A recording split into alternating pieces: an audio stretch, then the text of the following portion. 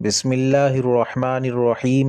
আল্লাহ তাআলা আপন রসুল সাল্লাল্লাহু আলাইহি ওয়াসাল্লামকে সম্বোধন করিয়া ইরশাদ করিয়াছেন, আপনি তাহাদেরকে জিজ্ঞাসা করুন, আচ্ছা বলো তো দেখি, যদি আল্লাহ তাআলা কিয়ামত পর্যন্ত একাধারে রাত্রিকে তোমাদের উপর স্থায়ী করিয়া দেন, তবে আল্লাহ তাআলা ব্যতীত কে এমন উপাস্য আছে যে তোমাদের জন্য আলো আনিয়া দিবে?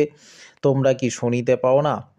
আপনি তাহাদেরকে আরও জিজ্ঞাসা করুন, আচ্ছা বলো তো দেখি, যদি আল্লাহ তাআলা কেয়ামত পর্যন্ত তোমাদের উপর দিনকে স্থায়ী করিয়া দেন, তবে আল্লাহ তাআলা ভিন্ন কে এমন উপাস্য আছে যে তোমাদের জন্য রাত্রি আনিয়া দিবে, যাহাতে তোমরা উহাতে আরাম করো? তবুও কি তোমরা দেখো না? মোন্তাকাব হাদিস, অধ্যায় গায়েবের বিষয়সমূহের প্রতি ঈমান, পৃষ্ঠা নাম্বার ৬২, আল কোরআন, সূরা কাসাস, আয়াত নাম্বার ৭১-৭২।